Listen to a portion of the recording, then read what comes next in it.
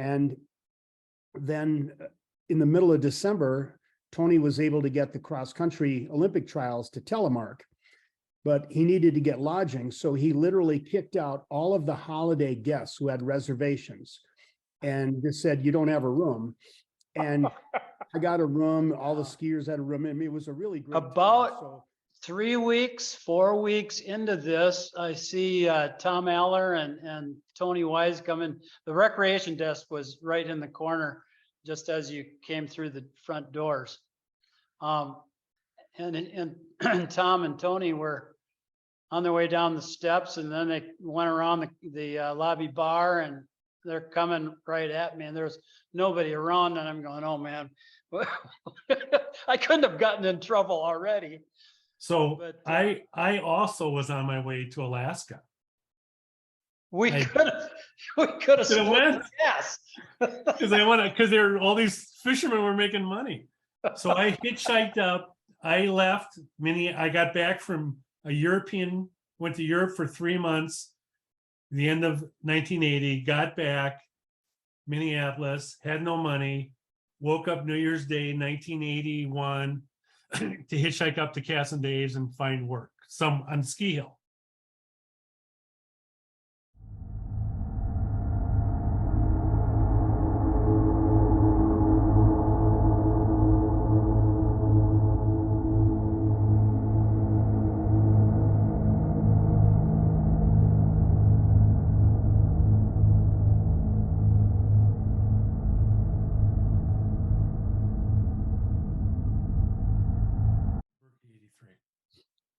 So I had been doing contract work for Telemark for several years in the mid 70s.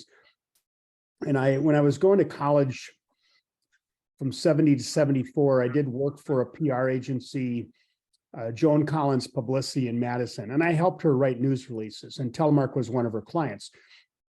So I wrote all of the early news releases about the Birkie in 73 and the Lodge. And so I had that level of familiarity. And then in 75, Tony invited me to come up and cover the Olympic trials. And this was I don't know if you remember, this was before you guys. Lake Placid was supposed to host the Olympic cross-country trials, but there was no snow. Snow. And Tony had a fair amount of snow in early December that year. I had been up there in early December for a training camp with the US team. I mean, it was a really great time. So we spent about a week up there, and I photographed the Olympic trials, and those were the trials that sent Bill Koch onto the Olympics. And I continued to have experiences up there. And then on October 1st of 1977, our newspaper in Madison went on strike. I was a photographer there, and we eventually all lost our jobs in that. And Bob Davenport, future American Family Insurance agent in Hayward, was the PR guy, and he'd been trying desperately to get out of there for about a year. So he heard that I was out of work, so he started lobbying me and lobbying Tony to hire me. And I took the job after about 6 weeks on strike, walking the line. I took the job at Telemark, and my first day was something like November 25th, 1977. And I went in that day, sat down at my desk. So it's the first time I've ever been in charge of anything. And this woman walks in the door, and she says, I'm a friend of the boss's wife, Tony's wife, and I'm here to work for you. And that was Carol. And then on day 2, another woman walked in and said, I'm the boss's daughter. This was Mary. And Mary walked in and said she was working for me. So all of a sudden I had 2 employees. And that was an interesting experience. Now, Mary lasted about 3 months, and she was a brilliant young woman, but she'd kind of gone off the deep end and wasn't really completely all there. And one morning in March, she came to me and she said, Tom, is it okay if we drink on duty? And I said, no, Mary, you can't drink on duty. You can drink after work, but you can't drink while you're working. And she said, okay.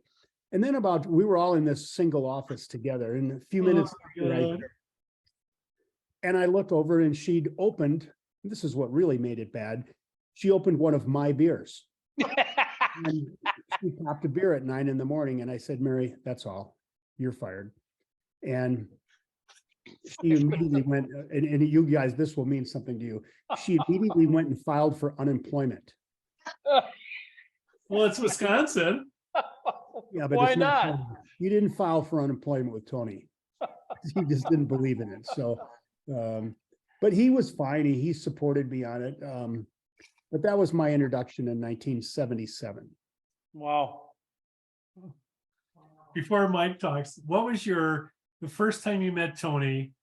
What'd you come away thinking about? That's really a good question. I can't specifically remember the first time because I'd been up there a number of times, and I just was a hired hand, and he was the guy that owned the place. So I didn't really, feel that much of a connection. I don't think until I started actually talking to him on the phone from Madison about actually working up there and him offering me this job. He was eclectic and different, but I don't think anything really stood out. I think my biggest learning experience with Tony came in '79 when he invited me to go to the Dolomitenhof race. And he came to me with literally no more than 5 or 6 days notice before we were supposed to leave. And he said, I'd like you to, Austria, Dolomitenhof. And a passport. And I said, I have no passport. Go to Chicago, get one. So I literally the next day flew to Chicago from Duluth, got a passport that day and flew home. And then the next week we had these first class tickets on Pan Am from New York to Rome. And first time I'd been out of the country, first time on a big airplane like this. But I tell you, first class in Pan Am back then, that was really special. I bet. We went up to the dining room was upstairs. So we went up and sat down at a wonderful table. And I mean, it was really quite an amazing experience. And then going to Leon's and then just watching how he absorbed everything. He's just absolutely everything. He made notes. We met this ice sculptor Engelbart, who you guys came to know. We met the Capeller Cowls, this mountain band that we brought over a couple times. And he just really was an amazing experience. We got stranded in Rome overnight on the way back because the flight that we were on, the Pan Am flight, originated in Tehran, and that was right after Tehran had fallen. So it was just packed with refugees, and we couldn't get on the flight for a couple of days. So he went and found the best hotel in town. We had stayed the first night in a hotel that Dick Simino arranged. So we went to Rome and we stayed in a Holiday Inn. And that's what Dick Simino had arranged for us. So the next night we stayed at the Grand Hotel, and Tony asked for the best suite they had. We had, I don't know how many bedrooms there were, but there were 2 grand pianos in this suite. It was just gargantuan. All the period furniture. And he spent like 3 hours with a legal pad walking around this suite, making notes on things he could bring back, ideas he could bring back to Telemark. I mean, that's when I really got a sense of what his vision was like. That was also the trip we went to visit the Coliseum with 2 S's. And he was just enamored by it. And I took this photo of him like doing one of these things with the Coliseum, but that became the impetus for him to build that Coliseum out of steel beams and sheet metal. That started on that trip. And then the other thing he would do is he would call his either brother or uncle Scipio, who was a pretty wealthy developer, and he would call Scipio just to tell him he was in Rome. And I remember he did this when Tony went with me to Murmansk in Russia once. And I mean, phone calls there were like $10 a minute. And he had to call Scipio though and tell him that he was in Russia to kind of let him know that, yeah, I'm a world traveler. So a long indirect answer to your question. Oh God, that is great. Wow. That's great. Mike, how'd you end up there? Oh, that's a tough one to follow there. Well, simply, I was on my way to Alaska and needed money. And I had been gone on a friend of mine and I went from Chisholm, Minnesota to the West Coast on bicycles earlier that summer. Wrong way to go, but that's what we did. And I was teaching at the time, but had a year's leave of absence. I was going to go up, and I had a friend in Alaska that had met a Native American gal up there, and they got married. So he was able to acquire a fishing license, commercial fishing license, and he needed help bad. So I was going to, after the bicycle trip, head up there, but had no money.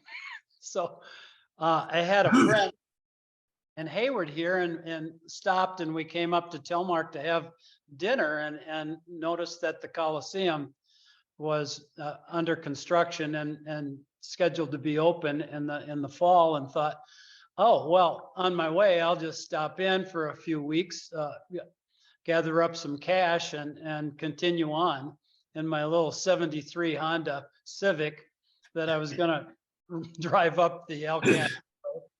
But so anyway, I got a job, saw Linda Johnson in personnel, and she said, you can start today.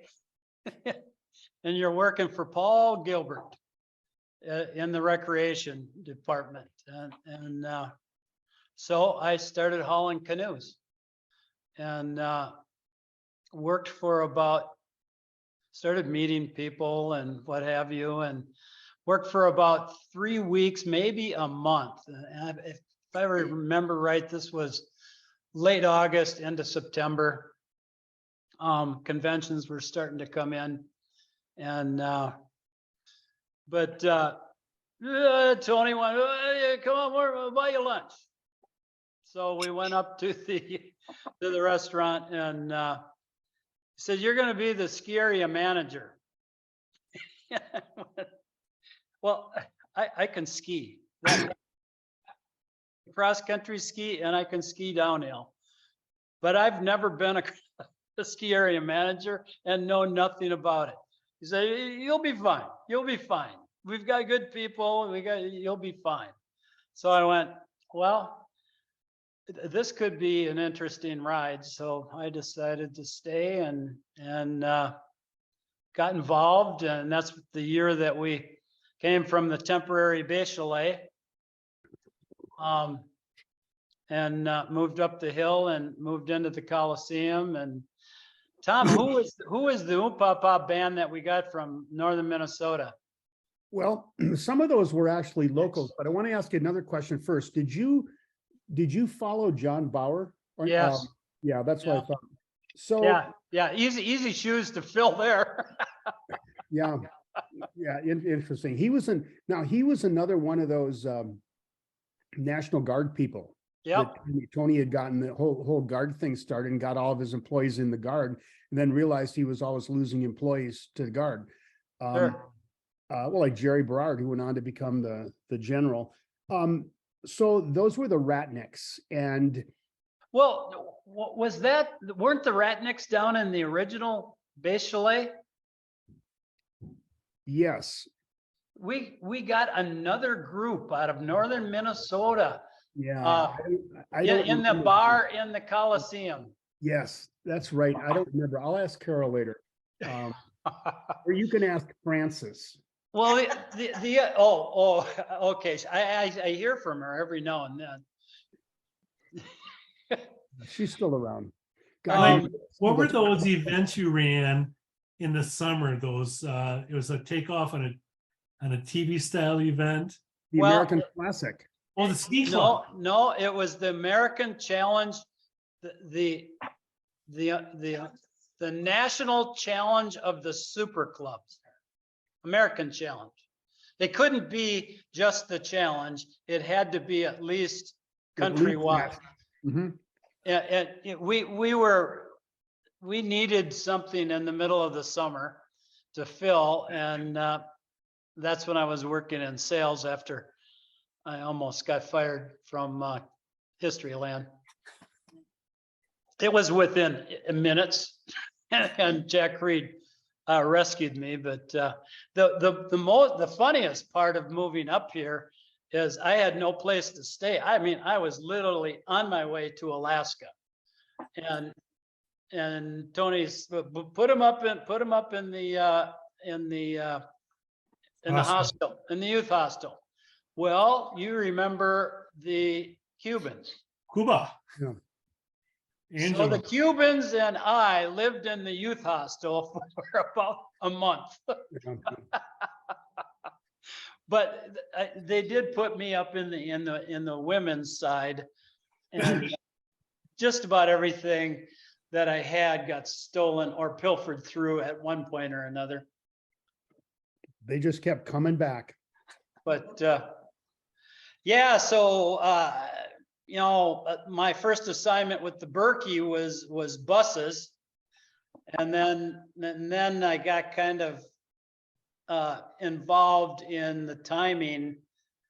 I guess I was chief of timing the second year, and that's kind of what got me interested in that whole thing. But there was significant problems the year before I took it over, and the year I took it over was the year that we're about to discuss. So which year? No, what year- I was chief of timing 83. You were promoted to something else 83.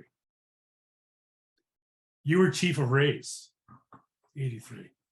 No, really? Yeah, Oh, okay. yeah. But let me do my part first, and then we'll get into a discussion. So, And so my ride from Spooner to Hayward was a pickup truck.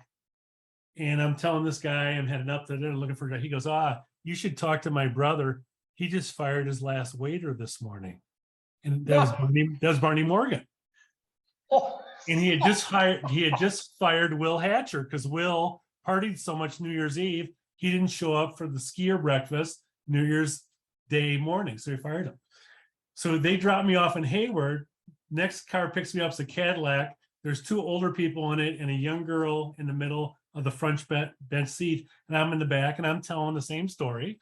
And then I said, you know, and this guy picked me up. He said his brother, Ben Morgan, looking for a waiter. And the girl in the middle turns around and goes, I know he's looking for a waiter because I worked for him. It was Barb Prattle, who was a waitress for Ben. So I got to Cable. They dropped me off. My sister left the car for me at Corner Bar. I drove right to the lodge, went to the front desk, said I'm looking for Ben Morgan. They sent me to the sales office. Chris was there. And I sat down. They paged me, came in. I told him I was there. It took 2 seconds. And he hired me. And I was working at 5:30 the next morning in the dining room, serving a breakfast with Deb Presnicki. I mean, I couldn't believe my luck Deb Presnicki. working with this girl. So I worked banquets until Ben quit. Then they made me catering manager. Then Jimmy Erickson was promoted to the bus tour sales position, and I became convention manager. And then okay, now I can't remember his name. Who was the lodge manager then? The Cremette guy. Oh, geez. Who? Who? Cremette guy. Who he were? Jimmy. He was friends with Jimmy Erickson. Tall brunette. Oh. Well, Okay. we'll need to get to Jimmy. I just remember Dave Howard, but that was earlier. Oh yeah. So then he fired or he quit, and then I was lodge manager, and then I was made chief of timing for the 83 race. So Okay. I'm sure you were chief of race. Well, I was in the timing building working with Northeast Sports Timing with Mark, and who was the other guy? Mark Cutler was the software guy. And So I sent this picture to Mike a couple of years ago. I don't have the original, but this is probably a great picture to start the discussion. This is the two guys from Northeast Sports Timing in the timing booth after the computers blew up, but before anyone finished the race. And they're pretending like they're hanging themselves.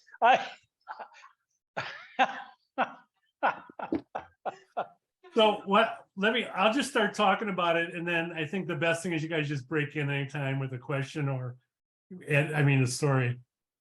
So we added it up. That was the first year we had those credit card size. They're like credit cards. They had a chip in them and we attach them to their bibs. Well, thank God, because that's how we kept the order of the finishes when we didn't have computers. So the race starts, and then we had this disaster, which, Mike, I think you know how it happened. In my recollection, whoever, and I can't remember who wired, I remember being in a meeting saying, listen, we're going to have dedicated power to the timing building. And somebody brought up the suggestion that a funnel cake is some sort of a deep fryer machine needed to be someplace. And I'm going, okay, perfect. Let's set it up for deep fryers. But we had a dedicated line into the timing building, and whoever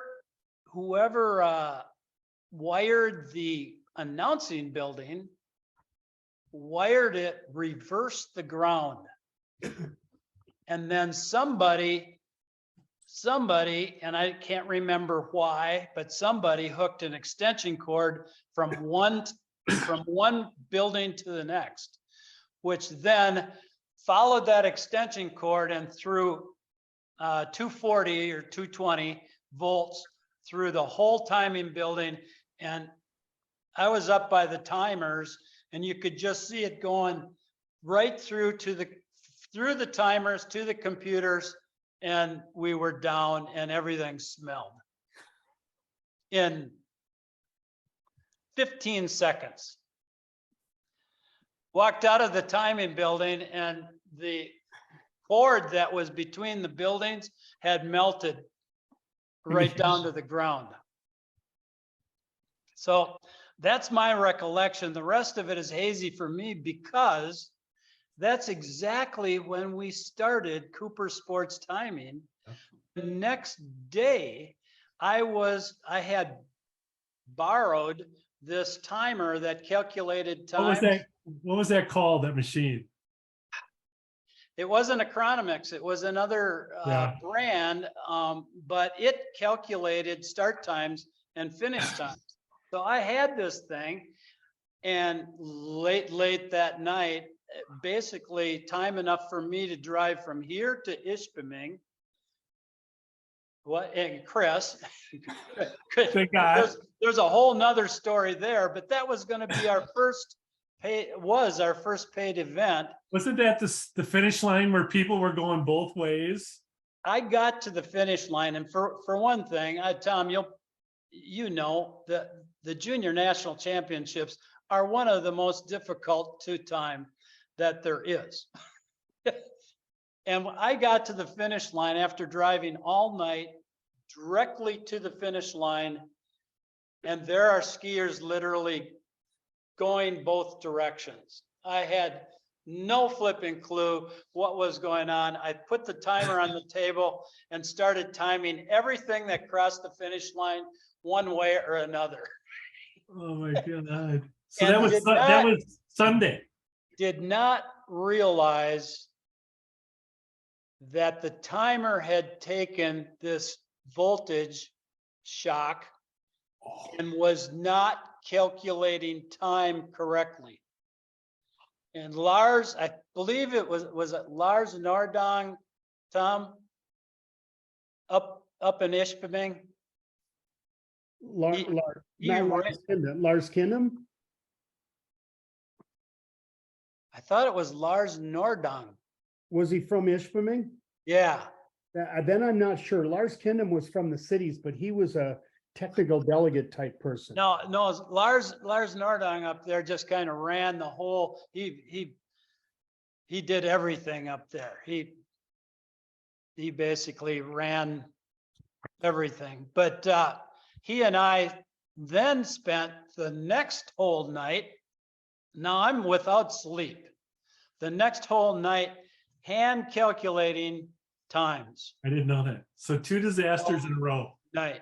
I mean, 2 disasters in a row. So when So this race- first of all, Bruce Williams was the Bruce lodge Williams. manager. Oh, I don't remember that. You don't remember Bruce? No. wow. Chris, isn't it who was the lodge manager?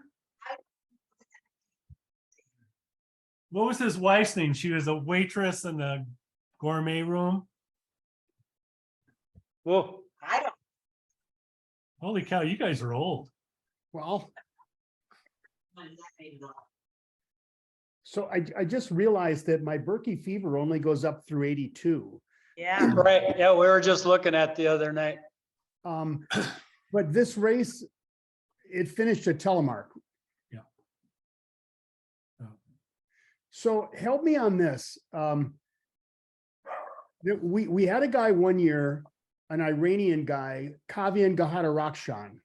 Did either of you work with him? No, Okay, then he was earlier. so And- yeah, this is like 3 years in a row of something happening with the timing. Because after this year, we then took it over and we kind of straightened things out. Was this the year, though, that they spindled the cards at the finish? But people in different lanes used a different protocol if they put them this way or this way. Consequently, you never knew how the sequences. There correlated. was no way other than maybe the first 100 were accurate. There's absolutely no chance because we had, I think, probably at least 6, maybe 8 lanes, different lanes, people. And and they were putting them together. There was no contingency plan. Yeah. But the 2 guys from Northeast Sports Timing found another computer. So it's 1983. It's not like there's a ton of them laying around, and it was in Duluth. Yep. So one of the guys flew up with Charlie Larson. Charlie Larson, I just saw him the other day. So Charlie Larson flew him up there and flew back. And then I had to drive to the airport from the finish line to pick them up, the other guy with the computer. So I get there and the traffic coming into Telemark must have been backed up to the corner bar. So there was no way to drive back in. And either I suggested it to Libby or Libby said, I said, can I drive down the runway? And she goes, yes, but it's uncontrolled. So she goes, you got to drive with 2 tires on the runway and 2 tires off the side. And she goes, if you see a plane coming in, you just have to ditch your car. So I got my 68 Ford Custom 500 and one of the guys from Northeast Sports Timing in the computer, and we drive down the runway, no planes come in. Then we get to the end. Well, I can't leave the car on the runway. So I just drive it into a ditch. And the 2 of us had to walk up the snowy embankment carrying this computer and got it up there and started trying to detangle everything.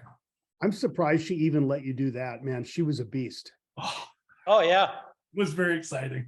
But how I still can't believe that we were able to get a hold of a guy from that firm, that computer firm up there. This is before portable computers. These were, was it like semi-mainframe computers? It was heavy. I mean, they had discs the size of records, the old vinyl records. God. And then all of the information had to be input somehow because I don't know if we had proper backups at the time. It was just a long process. Oh my God. But I remember Margie Homer in Tony's office months after the race. just trying to reconstruct information. 'Cause it was months before we sorted that out. Yeah, no, and it could have never have been sorted out accurately. Close.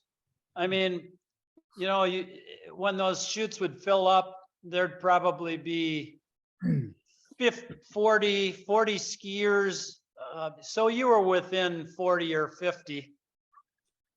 I think everyone's finish time was estimated, but the people who finished in front of you and behind you were in front of you and behind you in the timing sheet.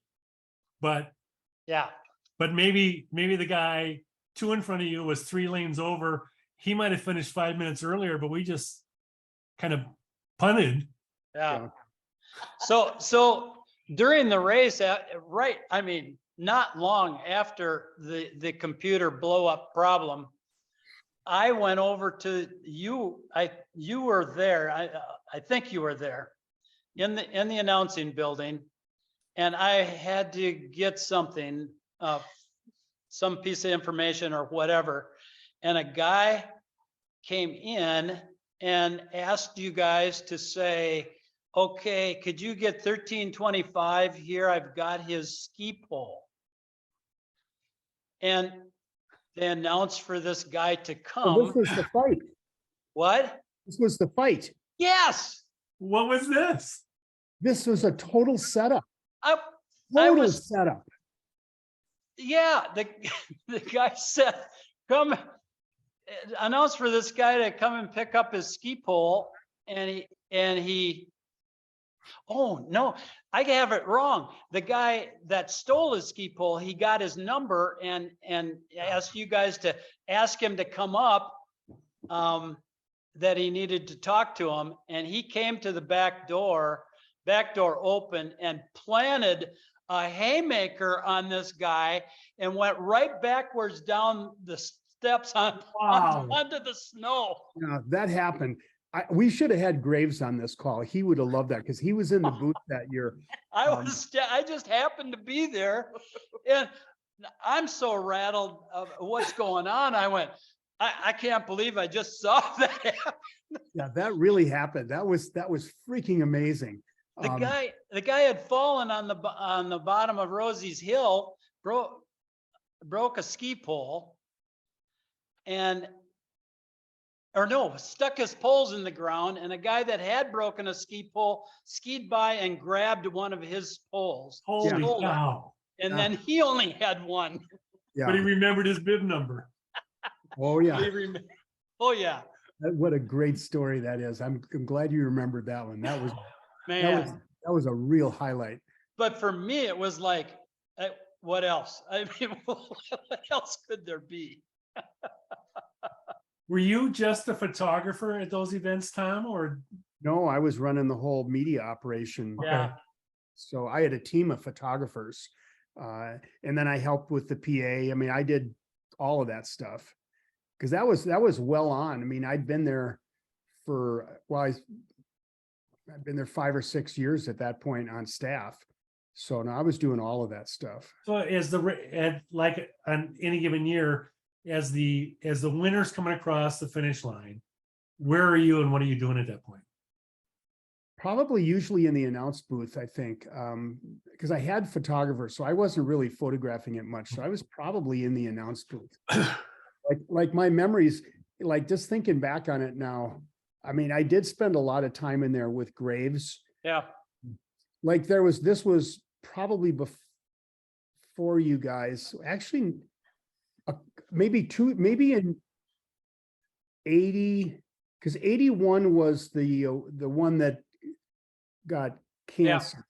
82, But what got canceled, but we finished at in Hayward. 82? Or maybe this was the 81, because we did 81, the day of the race, 81, all the foreigners raced on the Yes. ski hill.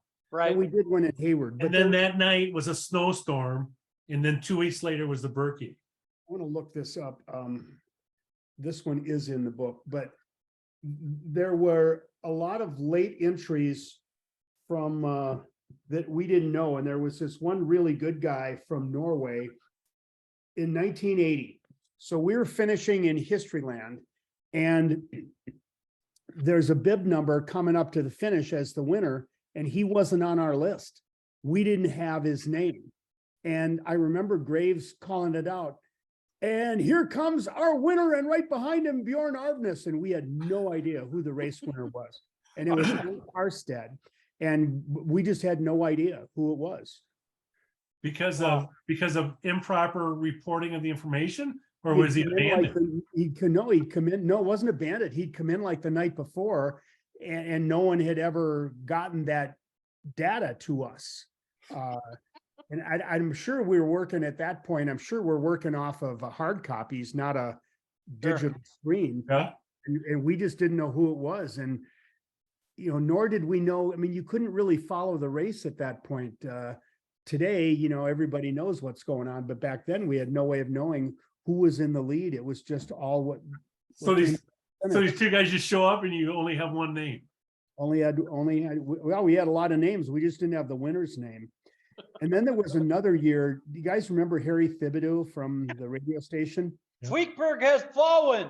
Fleekberg has fallen. The Fleekberg has fallen year, where Lars Fleekberg was in the lead and then had a crash on the International Bridge that took out a bunch of people. And we had been really cool that year. We stationed announcers all up and down the finish. Actually, a really good idea. So Harry was the announcer at the International Bridge, and Harry was a radio guy who couldn't pronounce his R's. Yeah. Has fallen. So he said it 3 times. Yeah. And I'm standing at the finish line. I couldn't believe it. It was a great moment in PA announcing. We didn't have it recorded. But get this. So some years later, many years later, I was in Las Vegas for the ski show. And I don't know if you've been to the convention center there with the Hilton, but I was walking from the Hilton over to the convention center. And to do that, I went through the Hilton's own meeting area. And there was this meeting of telecommunications companies. And I'm just walking down the aisle to get to the ski show. And I look, and damned, there's Harry Thibodeau doing a live broadcast of some sort. He didn't know I was there. I didn't know him. I just walked in, gave him a high five, and he starts interviewing me. And I said goodbye and walked on. That was the last time I ever saw him. And we stayed in touch a lot, but he just passed about a year or 2 ago. Right. Yeah. Wow. Yeah. The year that the foreigners raced on the hill, we had to count laps. I was with Bobby Ellers all day. Bobby and I were counting laps. You can imagine what kind of help I had. Oh yeah. Jeez. Is Bobby's still with us, right? Yes. Yeah. He was up at the when Gary Crandall retired from the Fat Tire Festival. He made that race. I saw him. That was the last time I would have seen him. Man, what a classic. So all 3 of us left Telemark that year, right? Mike, you left in 83. I stayed. You stayed?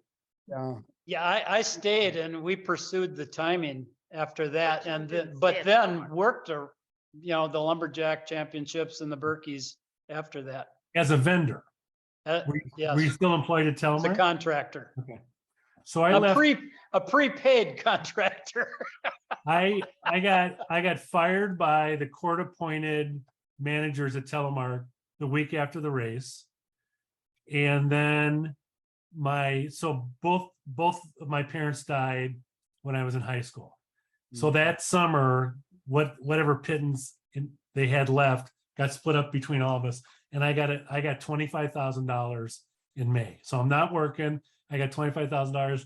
And I used to every day go to that hole that used to be, I think it used to be number 5. And I'd just hit balls. And one day, Mike, you said to me, I can't believe you get to hit golf balls every morning and I'm going to work, because you drive by and see me. And then I left in October because a guy who I had, when I was a convention manager or catering manager, whatever it was, summer of 82, there was a huge convention. It was called International Gyros. It was a social club of rich people, and things kept going wrong, but we kept fixing them. And one of the planners for this group was a guy named Andy Allen. And he remembered me and he called the spring of 83 looking for me. And he got a hold of Jim Burzak. Is that his name? In the Yep. sales office. And Jim says, well, he's not here right now. And Andy says, well, whenever he shows up, have him call me. So I ended up getting a job with him. And I left like October 1st, 83. I left Cable Hayward to drive to Minneapolis to work for this guy in St. Paul. And when I got into my car with all my belongings, Tom took a picture of me out in front of Telemark. Yeah, do you still have that? Oh, my God. Oh, Oh, I totally remember that. wow. wow. Well, Here's a One of little. my last days was when Tony got in the fight, and Jimmy and I helped him back into the lodge from the fight with, who did he get in a fight with? Then he had a mild heart attack. Oh, I don't remember that. You kind of remember this. Yeah, we picked him up off the ground and got him back into in the side door in between the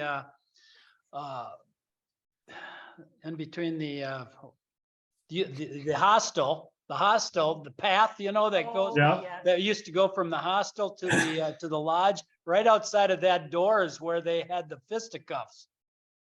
I And do he- remember this now.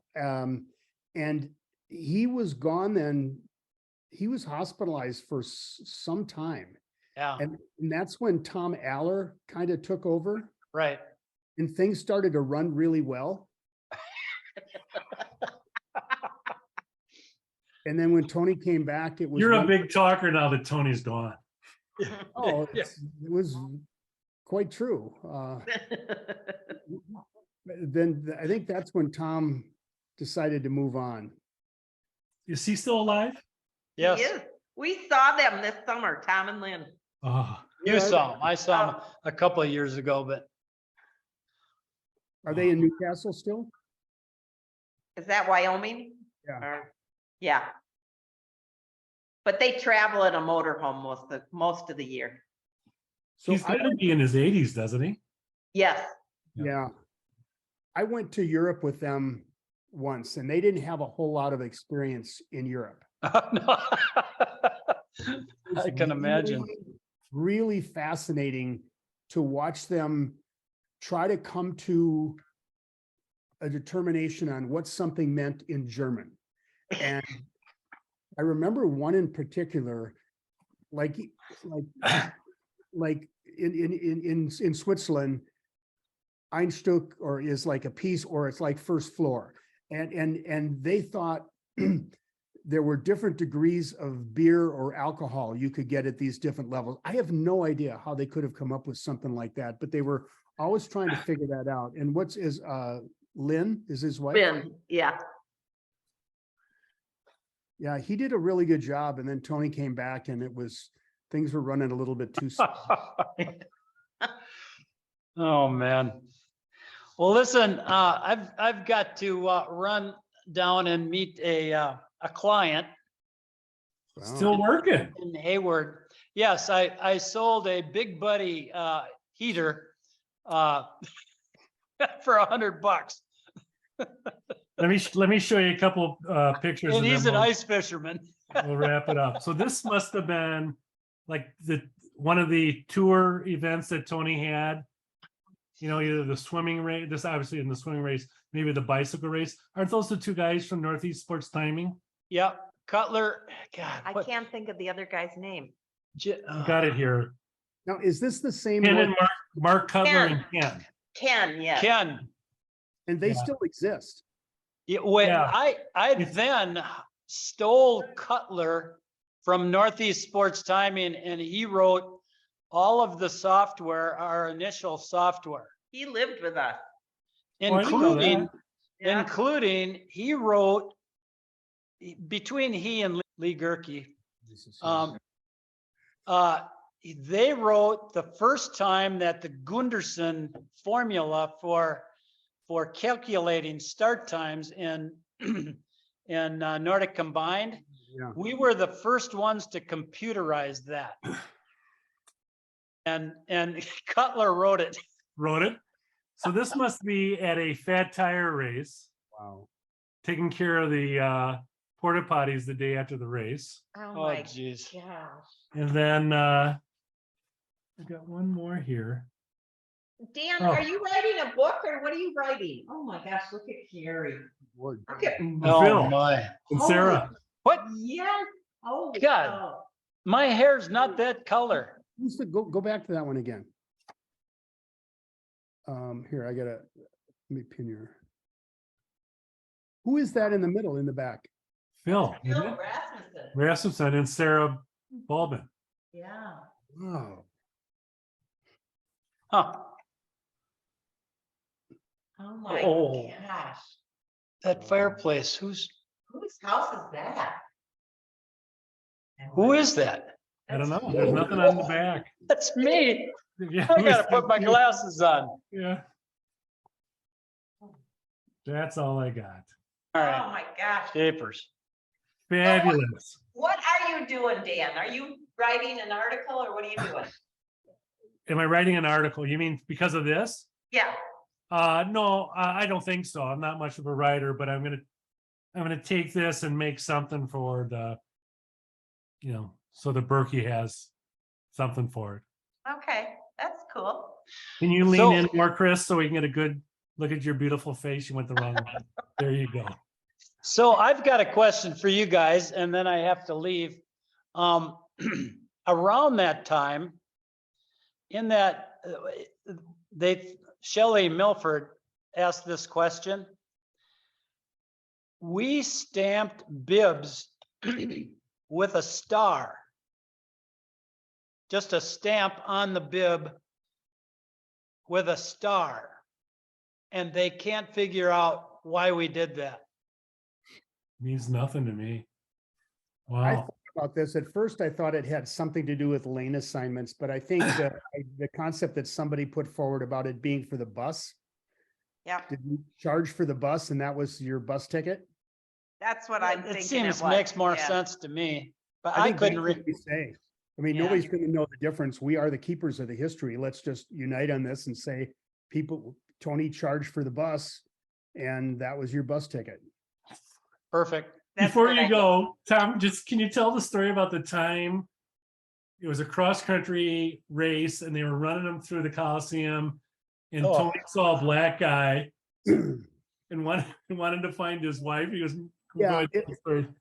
It was. Well, that was that year. Yeah, It it was? wasn't during one of those races. It was just a standalone thing.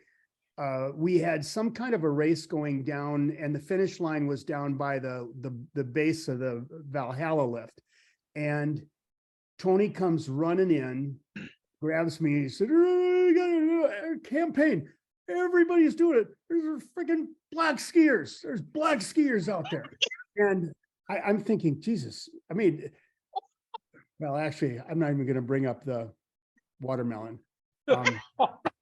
But like, I'm thinking to myself that this is back in the 80s and it was different than it We're is. not laughing. But I think, you can't do this, Tony. You freaking can't do this.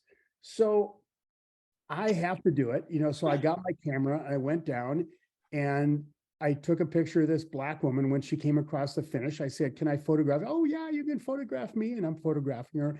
And then she says to me, "Well, can you photograph my husband too?" I thought, "Oh, great." You are such a racist. Super, You're such a racist. So I'm sitting there at the finish and I'm waiting and there's no other black skiers that come in. And I said, "Well, I haven't seen your husband." She says, "Oh, you thought he was black." And Yes, I did.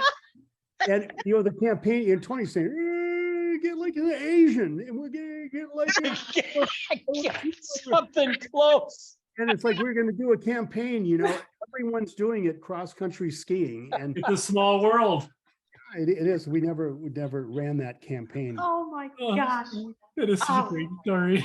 I So- probably- Tom, I wish you would have been here last summer when we had Jack and Jimmy. Butch didn't come, but Hunt was here, Patsy and Henry and Lee and Jerry. Oh my God, it Justice, was fun. Well, do Jim it and I again were and small. we'll come.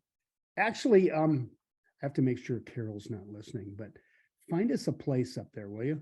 Yeah, Oh. Yes. to live. Yeah, no, yeah. We got a realtor in the family. I'd really much rather move back there. And, now that our daughter Megan and her husband Ben, who's a builder, they built this beautiful lake home on Coudray, which is my favorite lake.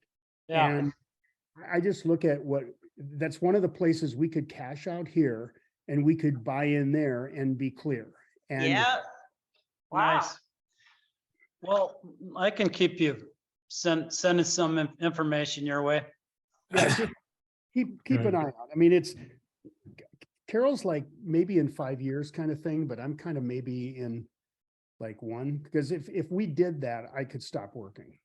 Sure. Yeah, cool. We're still paying a mortgage here. Well, listen, guys, I got a cruise. Run It's too. been fun. Thank you both very much. Guys, This was This great. is fun. Let's We could find go out- on forever about stories in that place. Well, I'll figure out some more invites. We'll make a little bit bigger group. And, next and in the end, Yeah. it did us all a wonder. week. Would not be where I am today if not for being exposed to that. I'll environment. leave you with one other story. Do you guys remember John Findorf, who was one of the big lodge customers, construction guy? So I'm in a meeting at Deer Valley last Friday with a development group from Chicago called Marquee Development. I'm just chatting with this guy, really have a good conversation. We pretty soon realized we're both from Madison. And then he was asking what I did. And I said, well, I worked at Telemark. He says, oh my God, we spent our entire childhood up there. My grandfather was John Findorf. We had a place in Valhalla.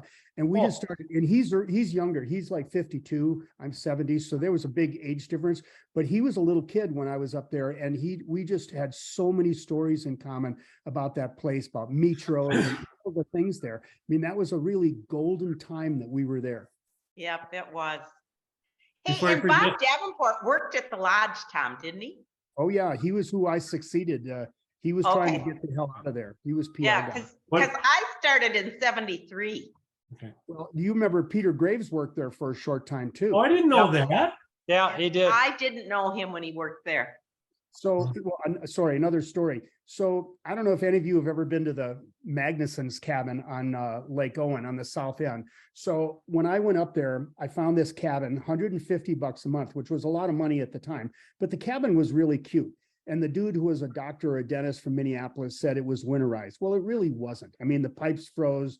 I mean, it just was a shithole, but it looked nice. And I opened up the drawers and there was a Fort Lewis College wife beater shirt, a checkbook in the name of Peter Graves, who I didn't know at the time, Oh and a my small God. bag of pot.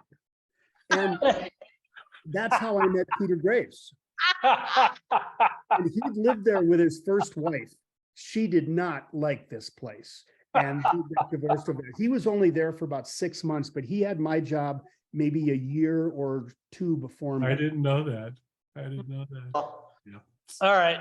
Okay, we'll have a follow-up. You guys look great. Thank you very much. Chris, you look fabulous, but you Oh. knew. This was fun. Say hi to Carol, Tom. Well, Bye. Bye. See you guys.